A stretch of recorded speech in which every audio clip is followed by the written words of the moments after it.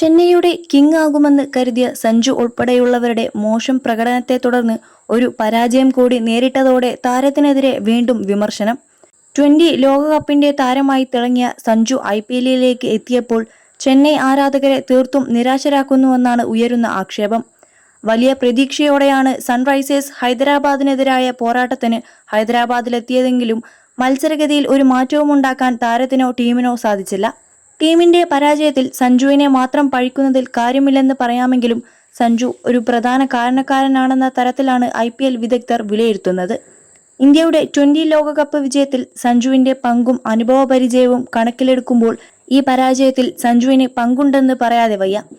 IPL ചരിത്രത്തിലെ തന്നെ ഏറ്റവും വലിയ ട്രേഡുകളിൽ ഒന്നായാണ് സഞ്ജുവിന്റെ ചെന്നൈ പ്രവേശനത്തെയും രവീന്ദ്ര ജഡേജയുടെയും സാം കറന്റെയും രാജസ്ഥാൻ റോയൽസ് പ്രവേശനത്തെയും ക്രിക്കറ്റ് നിരീക്ഷകർ കാണുന്നത്. എന്നാൽ മുൻ രാജസ്ഥാൻ നായകനെ സംബന്ധിച്ചിടത്തോളം കാര്യങ്ങൾ അത്ര അനുകൂലമായല്ല നീങ്ങുന്നതെന്ന് വ്യക്തം. കരിയറിലെ വെല്ലുവിളി നിറഞ്ഞ ഒരു ഘട്ടത്തിലൂടെയാണ് സഞ്ജു കടന്നുപോകുന്നത്. താരത്തിന്റെ സ്ഥിരതയില്ലായ്മ ലോകകപ്പിന് മുൻപായുള്ള ന്യൂസിലൻഡ് പര്യടനത്തിൽ തന്നെ ഏറെ ചർച്ച ചെയ്യപ്പെട്ടിരുന്നു. തുടർന്നാണ് പ്ലേയിങ് 11-ൽ നിന്നുപോലും താരം മാറ്റി നിർത്തപ്പെട്ടത്. എന്നാൽ സിംബാബ്വേക്കെതിരായ ഉശിരൻ പ്രകടനത്തിലൂടെ താരം സ്ഥാനം ഉറപ്പാക്കി. 21 ലക്ഷത്തോളം സന്തുഷ്ടരായ ഉപഭോക്താക്കളും 2 ലക്ഷത്തോളം തിമിര ശസ്ത്രക്രിയകളും പൂർത്തിയാക്കിയ മലബാറിലെ ഏക കണ്ണാശുപത്രി Al Salama high hospital, hospital road, Perinthalmanna. തുടർന്ന് വെസ്റ്റ് ഇൻഡീസിനെതിരെയും സെമിയിലും ഫൈനലിലും തകർത്തുവാരി. ഇതോടെ പ്ലെയർ ഓഫ് ദ ടൂർണമെന്റുമായി. അതോടെ സഞ്ജു തന്റെ പഴയ ഫോമിലേക്ക് തിരിച്ചെത്തിയെന്നും ഓപ്പണർ എന്ന സ്ഥാനം ടീമിൽ നിലനിർത്തിയെന്നും തോന്നിപ്പിച്ചു. എന്നാൽ ഇന്നലത്തെ മത്സരം നോക്കിയാൽ താരം വീണ്ടും മോശം ഫോമിലൂടെ കടന്നു പോവുകയാണ്. CSKയ്ക്കായി ഒട്ടും സ്ഥിരതയില്ലാത്ത പ്രകടനമാണ് സഞ്ജു നടത്തുന്നത്.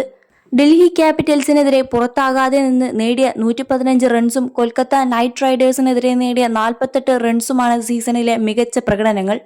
സൺറൈസേഴ്സിനെതിരെ ഇതേ ഫോം തുടരുമെന്ന് ആരാധകർ പ്രതീക്ഷിച്ചെങ്കിലും നിരാശപ്പെടുത്തി.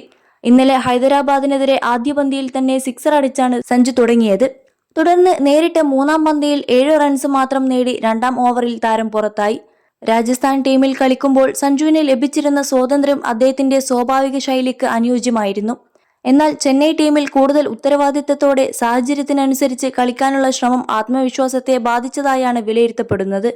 ഇന്നിംഗ്സിന്റെ തുടക്കത്തിൽ അമിതമായി ശ്രദ്ധിക്കാൻ ശ്രമിക്കുന്നതാണ് സഞ്ജുവിന്റെ താളം തെറ്റിക്കുന്നതെന്നും കൂടുതൽ ചിന്തിച്ച് കളിക്കാതെ സഞ്ജു പഴയ ഫ്രീ ഫ്ലോയിങ് ശൈലിയിലേക്ക് പോയാൽ മാത്രമേ ഫോം തിരിച്ചു പിടിക്കാനാകൂവെന്നാണ് ക്രിക്കറ്റ് വിദഗ്ധർ പറയുന്നത്.